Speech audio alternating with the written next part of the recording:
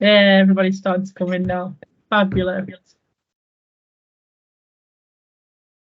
Hello, everybody, and welcome to the second in our three-part workshop series, Sisters Doing It For Themselves, as part of our Women in Leadership Special Interest Group series of events.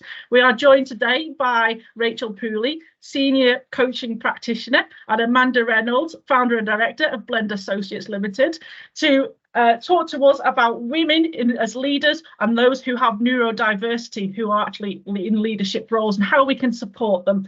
I'm going to hand straight over to both of these ladies and we can get started. Thank you, everybody. Thank you, Jade. I'll start by saying we were very deliberate about choosing the title for this series of Sisters Are Doing It For Themselves, because I think it really sums up the need for us to think as women about how we lead, why we lead the way we do, the support we can offer each other, the challenges we face, and add into that not only are we women and our gender affects us, but our wonderful, complicated and beautiful brains affect us as well in terms of the neurodiversity that we present with and others around us in our teams and our families present with. So I'm really delighted to have one of our faculty coaches, Raechel Pooley, with us. She runs her own coaching practice and she specialises in empowering women and is neurodiverse herself, which she'll tell you the story of. But I'm delighted because she's worked with Blend for the last 3 years and she is an absolute star. And I'm going to hand over to Raechel now. Thank you, Raechel. Thank you, Amanda. That was a very welcoming welcome. So, welcome everyone. It's great to see everyone here. So, I'm Raechel Pooley. I'm your guest speaker for today. And like Amanda said, this is the second in the series of Sisters Doing It For Themselves. And today's focus is going to be on women leaders and neurodiversity. I'm hoping if you've come along today, it's because you want to learn more about how you can support and advocate for yourself as well as for your colleagues. So just so you're aware at the start, there will be a couple of breakout rooms along the way in between me talking. Okay, I wasn't going to share that until my husband mentioned some of you may go to sleep if I didn't. There you go. So what is neurodiversity? Well, it refers to the intrinsic diversity in brain function and cognition.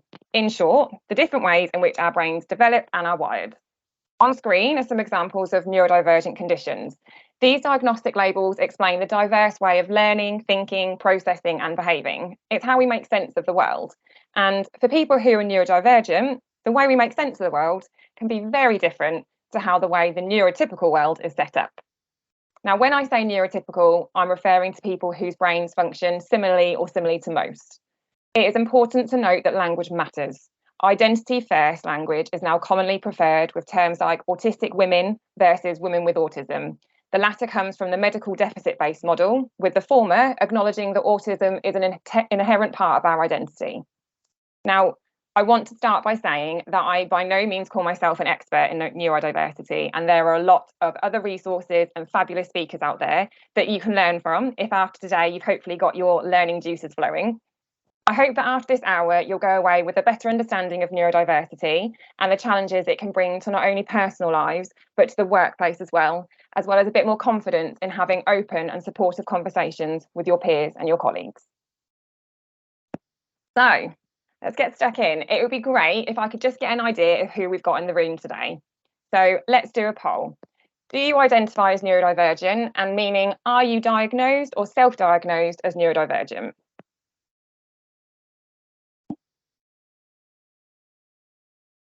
It's worth noting as well that all results are anonymous. Yeah. Okay, let's have a look. Okay, fab. So we've got, oh, it's still going. Okay, so we've got some people in the room who do self-identify as neurodivergent, some who aren't sure. Maybe today might help that a little bit. Okay, lovely. Thank you. And then we've got another one of, do you know someone who is neurodiverse? Okay. And again, that might be someone who is diagnosed, self-diagnosed as neurodiverse. Wait for the poll to come up.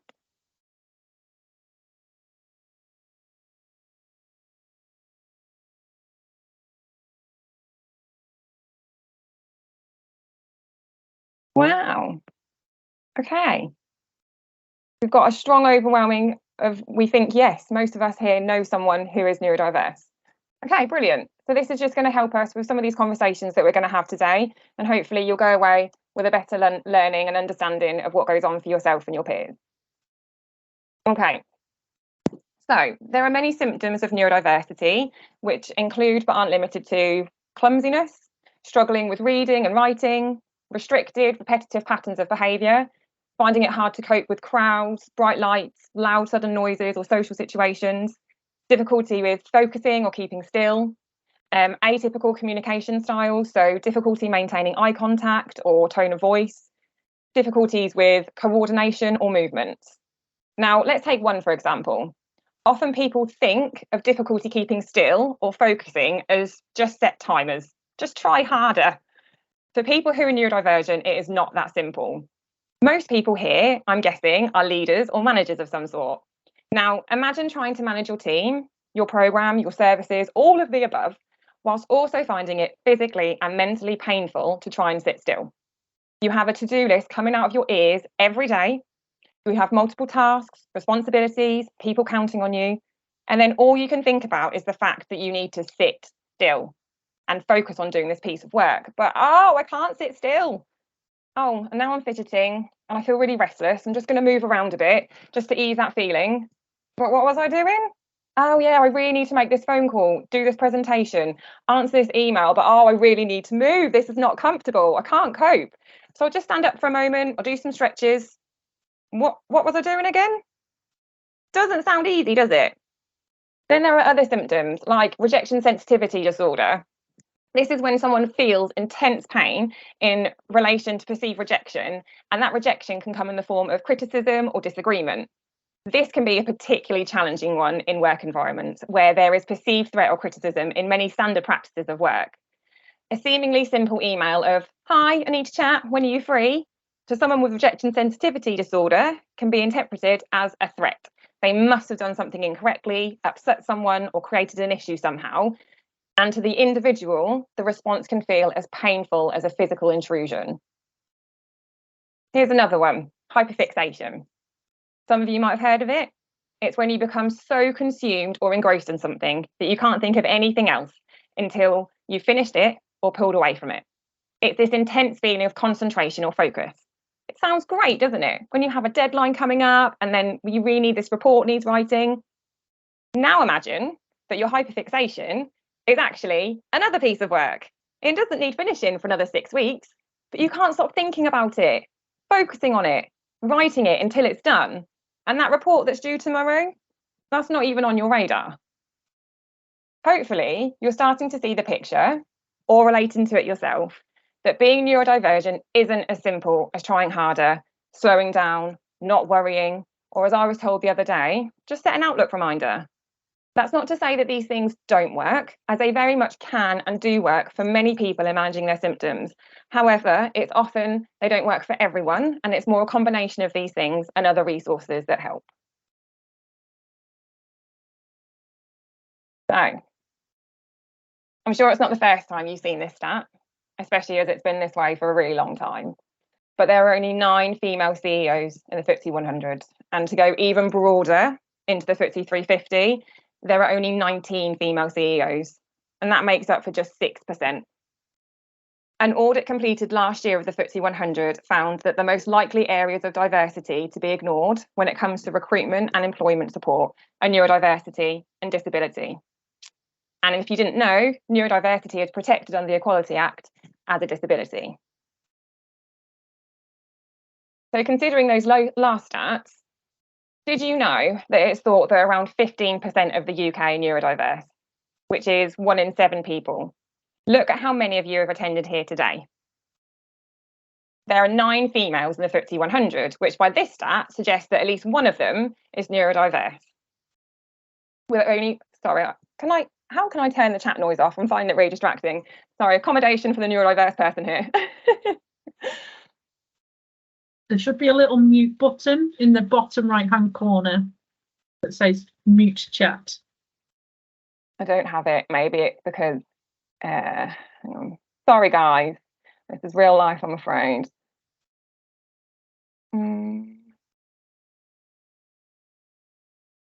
not letting me do it. It's fine. I'll just work with the distractions. Do keep typing though. I'm not trying to stop people from typing. It's just because I'm finding it distracting. Okay. So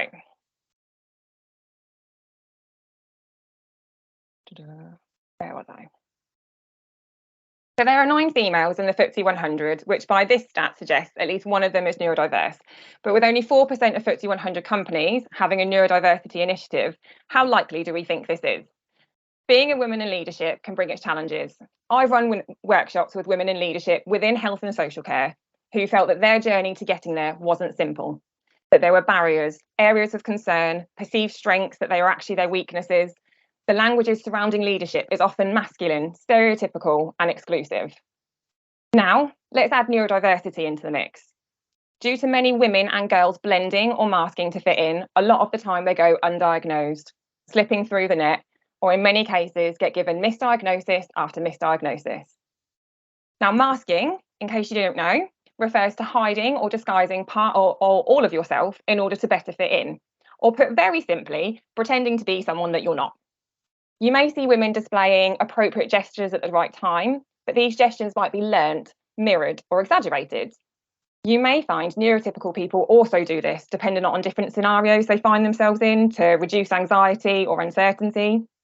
The key difference with neurodiversity and masking is that it's physically and mentally draining to mask, and often it isn't as successful as the amount of output required would suggest. The masking process is often unconscious and it can start from a really early age. It's strongly believed and researched that girls mask more than boys, and this is due to a fear of being ostracised, bullied, or not fitting in, which is similar to how a lot of neurotypical females feel who I coach about being in leadership. So imagine the additional challenges of being neurodiverse as well. Women have particularly larger pressure placed on them in terms of expectations from society, families, caring responsibilities, and socially. And this is one of many reasons why it's believed that women feel they have to mask more than men.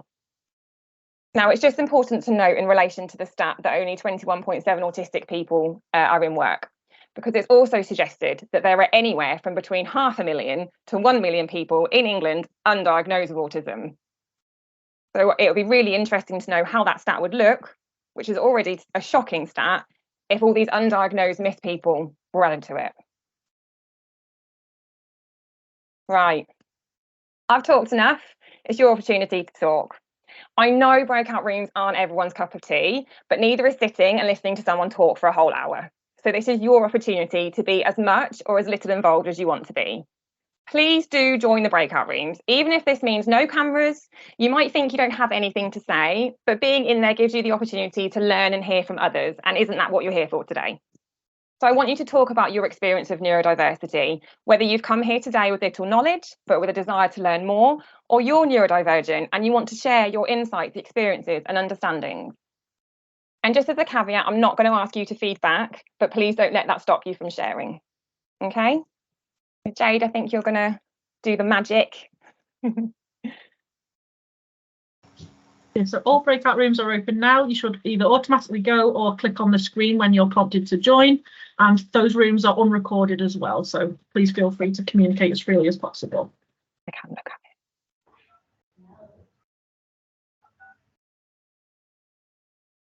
I'll wait for the official nod from Jade that everyone's back before I get to, yeah, I've got the official nod, lovely. I feel like I'm at tennis or something.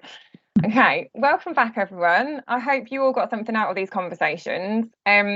Like I said, I'm not going to ask people to feedback. I know people don't necessarily like being put under pressure or executive functioning. You'll forget everything you've said. But I know there were some chats going on there, and I just wanted to, I guess, mention a couple of points. You can get diagnosed at any age as being neurodivergent, okay? So there is a minimum age that they will diagnose. I think for being autistic, you have to be at least 2, and for being for like ADHD, it's like 6. But you can be 112 and be diagnosed, okay? The likelihood is the later that you get diagnosed, the more competent at masking you've become, okay? But that doesn't mean that you're not neurodiverse. It just means that you're starting to mask it and it can be harder to unmask. But if you're still questioning whether there could be something there, go for an assessment, okay? It's worth it just to find out how your brain works. I think accommodations were mentioned a couple of times, and I love that it was, because we're going to move on to that. Okay, there's a whole section on that in a bit. So it's great that you guys are already thinking about how you can accommodate each other and support your peers. Okay. So going to do something maybe a little bit different. I'm going to share my story. So I was one of those girls that slipped through the net. Growing up, I always felt like I didn't quite fit in. All the other girls seemed to have friends that they'd been close friends with for years and kept in the same friendship group throughout primary and secondary school. I, on the other hand, never felt quite enough for my peers. I'd have different best friends every month or so, and just as I would start to feel settled, but always slightly on the outside, I'd then be dropped, never quite knowing why. And this continued throughout my education, secondary school, sixth form, undergrad, and into adulthood. I'd often be sent out of class for being disruptive, never quite understanding what the issue was, as I'd already finished my work, or it was so incredibly boring that how could I be expected to focus on it anyway? After a few years of getting into trouble, when I was 13, my parents and I were summoned to the head teacher's office, where I was told I should be submitted to the gifted and talented scheme. The emphasis was on how disruptive I was, how much of a problem I was. I was causing problems for my parents, my teachers, my peers, and that this scheme would somehow fix me. It felt like a punishment and shameful, and with little encouragement from my parents, I declined. I've always been able to do a large amount of work in a really short time. Someone recently described it to me as 80% nothing and 20% determination. And this was me, although maybe a bit more of a 90-10 split. The irony of it all was that I appeared so overachieving without seemingly trying, so articulate, so bright. The fact that I really struggled with social skills, that I couldn't stay still or be quiet in class or at home, that I was constantly doing what my parents called being defiant, whereas in reality, I was just seeking something to give me excitement. It was a real struggle to get to that 10% determination, and the other 90%, it felt excruciating. I was masking at school, with friends, and even at home. All of this meant I was missed. I was exhausted. I was just another challenging teenager with a bad attitude. Had I been struggling academically, I now wonder whether more would have been done to look at the symptoms surrounding me rather than the focus being on my easy successes. Those successes came at a cost. I had extremely low self-esteem. I'd been told I was too much, too excited, over-emotional, dramatic, that I'd started to believe these things. They were internalised and I fully believed them. What followed was much misery and reckless behaviour. When I look back now on some of the situations that I put myself in my younger years and even into my early 20s, it makes me feel so sad. Sorry, that comment just got me then. Someone said that it's familiar. It makes me feel so sad. There was really risky behaviour that was dangerous and at times downright stupid. But at that time, I had no awareness of it. I was simply trying to find somewhere that I fitted in, searching for acceptance or a place that I belonged. Like the stats that I mentioned earlier, I too had countless GP visits where I was misdiagnosed with anxiety disorder, depression, bipolar disorder. Each visit lasted less than 10 minutes. A new diagnosis was added to my records and I was sent away with a different medication. My symptoms, my lived experience, my life was never really considered or listened to, and thus perpetuated the cycle that I wasn't enough and that I needed to do something, anything, to change, modify who I was to make me more acceptable, more tolerable for others. The problem was, when I went and did my own research, which let's admit it, we all love a bit of Google, I found I didn't quite fit the symptoms. Yeah, there were slight similarities with depression, anxiety, bipolar, but none of them felt right. These GPs were just more people who didn't quite get me. And this was, of course, must be my fault. Whilst all this was going on, I was trying to forge a career for myself, following the hell that was university, starting in third sector management, moving to public service management, until eventually becoming self-employed, as I find managing myself slightly less challenging than managing the complexities of employed work. Then, nearly 2 years ago, while studying for a master's in psychotherapy, I listened to a podcast where another woman, Noelle Faulkner, shared her story. Everything she was saying sounded like me. She too had been diagnosed with bipolar disorder, told she was too much, but none of these diagnoses fitted how she felt. She had ADHD. I spent the next few hours immersing myself in ADHD, looking at articles, diagnostic criteria, statistics, and finally found something that felt like me. I cried a lot. Could it be that there was finally an explanation for why I've always felt on the outside? Why everyone else seemed to find life so simple, so easy. But for me, it was like I was trying to climb Mount Everest, backwards, with a blindfold on and a lion sat on my back. What followed was a lot more research, and I know I'm in a very privileged position to seek a private assessment and evaluation where it was made official. I have ADHD combined type. I finally felt validated. The feeling was overwhelm, excitement, acceptance of myself. Ellie Middleton, who is a brilliant advocate for autism, ADHD, and all things neurodiversity, she did a TED talk describing having ADHD as being a computer. So imagine being a Microsoft computer surrounded by other Microsoft computers, all of whom work perfectly and can open software, documents, perform tasks, and you can't. You try restarting your system, resetting the programs, but it just won't work. Until one day, a technician comes along and tells you, you're a Mac. You realise it wasn't that you were broken or you were stupid or not enough. It was simply that you were trying to run Windows software when you're in fact an Apple Mac. And that's what ADHD was for me, trying to live a neurotypical life when I am neurodivergent. So why have I shared this with you? I love this analogy too, Nikki, because this is the experience for many of the neurodivergent community. Add in that nearly 80% of women are either misdiagnosed, often with bipolar disorder, borderline personality disorder, anxiety, or completely missed. Those women who are competent at masking, and the older you get, the better you get at it, they get missed. All of these women, likely some of you here, or someone that you know, silently struggling and not quite knowing why. Oh, I missed a photo off for some reason. There should be a photo on the right of me with my arms in the air going, yay! But it's not there, so just imagine it. It's a great photo. The next page of my story is a better one. Now I know how my brain works, I've been able to make some adjustments that have taken the pressure off, and it's been a truly transformative experience. The main part being that I now get me. So when I can't find my house keys for the third time that day, and they're later found in the freezer, no, seriously, they were, I now know why. When I know I have a very important webinar to prepare for in the next week, but I can't quite find the motivation to start, I know why. It's much easier to be kind on yourself when you understand your why. I used to wear lots of different hats, lots of different masks, depending upon who I was with, what was expected of me in that moment of that particular day.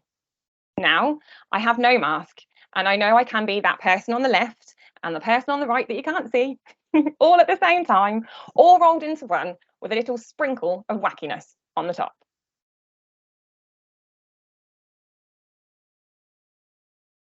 So, what can I do? I can hear you all screaming at me. I'm really glad that you did. There is a lot you can do. And I'll mention some specifics shortly, but the main thing that you can do is to offer a safe space. The opportunity for yourself or your peers or your colleagues to share without fear of judgment or correction. If you notice that someone may need additional support, they're struggling, or you feel you could assist someone to have a more manageable experience, why wouldn't you check in? Try not to pass judgment or put blame on. Being validated, understood, and supported are the key ways that can help the most. And to be honest, isn't that the same for everybody? If you're worried you're going to get it wrong, say just that. As mentioned previously, rejection sensitivity dysphoria, a strong sense of justice, struggling to understand tone, body language, these are all symptoms of neurodiversity. So if you can set out your intentions from the offset, then you are already creating that supportive environment. So the next few slides are some suggestions of some accommodations, and you'll also have a chance to chat too. Now, these come from my own experiences and those around me, because if you're neurodivergent, you will know that there'll be a strong chain of it in your family. And if you haven't noticed it, you will now. This isn't an extensive list, but it is enough to hopefully get those thoughts going and get you thinking, what could I do? Sensory aids. So you might see that I'm playing with this. I've got some others here as well. They could be stim toys, headphones, ear defenders, hearing loops, fidget rings. These help to keep neurodivergent brains focused and on track. Research shows that by having a stim toy or ear loops, defenders, it allows neurodivergent brains to focus on the task in hand rather than trying to filter through many stimulus or to compete with overwhelm. That person that you see in a meeting doodling away, they may not be listening, they may be distracted or disengaged, or it might be the very opposite, their way of staying engaged, focus on the words their colleagues are saying. So before making judgments or assumptions, what could you do first? Go ahead and create that supportive, inclusive environment where people feel confident to bring out their stim toy. Be understanding when a colleague needs to pop their ear defenders on because they're experiencing sensory overload. So regular breaks, and I realise I didn't mention this at the start, which is very poor practice for me. If you need to just get up and take a comfort break, please just do it. Don't feel you have to ask or apologise, just go for it, okay? With working from home, hybrid work and computers are the new standard practice, and HSE recommends that everybody should take 5 to 10 minute screen breaks every hour to reset their eyes, mind and bodies. Now for neurodivergent people, regular breaks are typically 4, 10, 15-minute breaks, potentially on top of these screen breaks during the day can really help, especially if hyperactivity or focus is a challenge. Now, this might mean that you need to do some negotiation, working out slightly longer working days to accommodate this, but these movement breaks act as a reset and they give a chance to refocus as well as expend some excess energy. Breaks can also serve a really different purpose for those who find it challenging to interact socially, making eye contact or managing their body language. It gives them an opportunity to have a break and it reduces the chance of overwhelm or overstimulation, especially if you're working in open plan offices. So there are other accommodations to consider for yourself or other colleagues. And like I said, this list isn't exhaustive. Often people who are neurodivergent can struggle to communicate or with task orientation. So ways this can be supported is simply through writing tasks down in order of priority if it's applicable, clear expectations of your colleagues with daily tasks, deadlines broken down into chunks. To remove the ambiguity and the anxiety that may be attached to telephone calls, video calls or face-to-face meetings, ask whether emails would be more appropriate when necessary. Many people within the autistic community feel they can be more authentic in written form than spoken form. Or, on the other way round, often the intention and the tone of emails and text can get lost in translation, and face-to-face conversations can reduce this. A lot of my peers have also introduced contact forms with clear questions outlined before a meeting or a telephone call, so that expectations for all parties are set, reducing room for concern or overthinking. And I don't know about you, but when I read out some of these accommodations, should we just not be doing these for everybody? So now it's back to you guys again. And this is the last breakout room, so please do make the most of it. You're all going to have to pop into breakout rooms to have a chat about this. Please don't mention people by specific names. I know I don't probably need to say that, but just in case. But have a think about what accommodations you already do, how you could go further. If you don't already think your work employer supports enough, how could they start to do more? How can you do more? Okay. I think we did have 15 minutes planned, but if we maybe cut it just a little bit because of the time, maybe just do 10 minutes. Is that okay? Fab.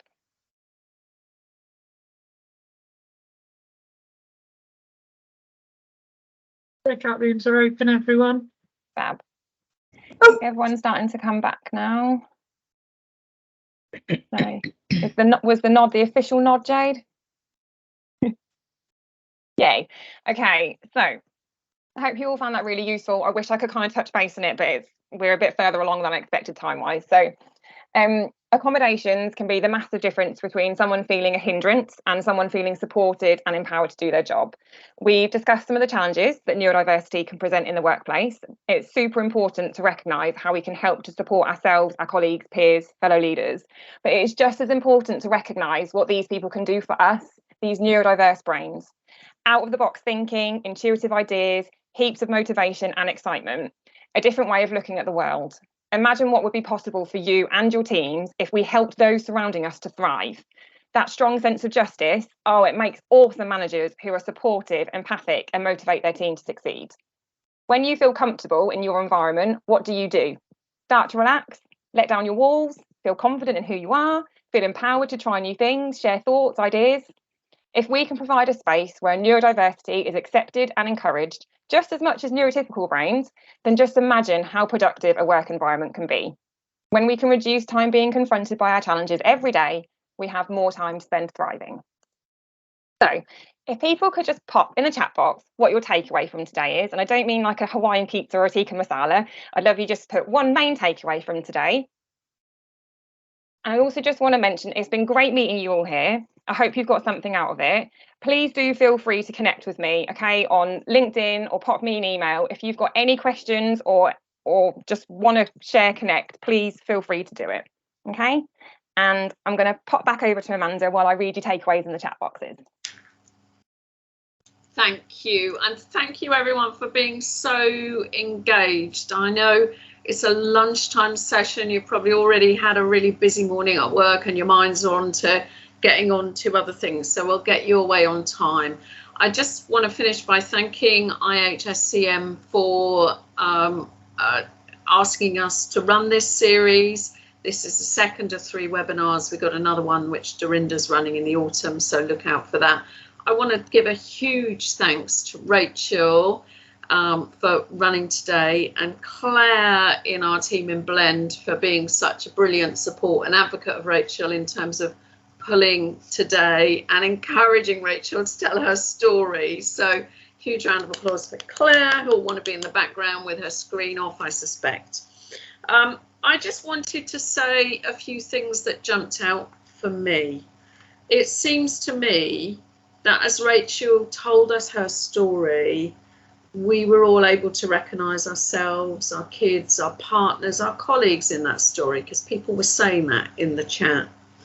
I also realised that when I feel overwhelmed, and one of my strategies is to not run back-to-back Teams meetings, other people in my team feel like they've got permission to say what they need and ask for help and work the way they want to work. So I would encourage you all to take that away. What one thing could you do differently in your team that means that if you've got colleagues who are neurodiverse or you're neurodiverse yourself, you can be more effective and you can engage with the brilliance, as Raechel said, that people who are neurodiverse feel. Don't feel alone. Don't feel you're the only one. Remember the stats that Raechel shared, but celebrate if you're a MacBook rather than a Microsoft bit of hardware. It's great to be different, because people who are different make most of the difference in the world. So thank you everyone for your time. We really appreciate it. We will keep in touch with us. So you know how to keep in touch with Raechel. My contact details are there, but really Raechel's the person. If you want to explore things that came up for you from Raechel's story, reach out to Raechel. I'm sure she can, I know she'll be responsive. She's brilliant on email, but she'll give you some good sort of tips and direction of what might be something for you to think about, because she's also an amazing coach. So and we only associate in Blend with the best coaches, so my little plug for Blend there. So thank you everybody for your time. We'll let you all get away. You know where we are, you know where IHSCM are if you need us. I'm going to hand back to Jade to just take us out.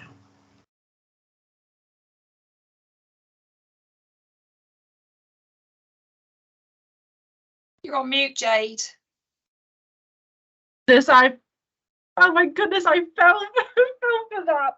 Oh my goodness. I just wanted to echo thanks to Raechel for sharing your story with us, for helping us feel inspired. For those of us that have been questioning, you know, could I have this because I'm doing this, and this, just to feel empowered to be your authentic self. This is the purpose of this Women in Leadership Special Interest Group. It's open to everybody, members, non-members. We look forward to seeing you for our third workshop in this Sisters Doing It For Themselves workshop series. On the 12th of October, as Amanda said, we'll be joined by Dorinda Narty, who is executive coach at Blend, to talk to us about women in leadership of colour, how we can use strategies to navigate the challenges that you may have in your role as a woman of colour, how to build allyship, trust and highly motivated, diverse teams. Without further ado, that is it for this lunchtime special interest group meeting of the Women in Leadership. Thank you, Raechel. Thank you, Amanda. Thank you, everybody, for attending. And I look forward to seeing you on the October's workshop. Take care, everybody.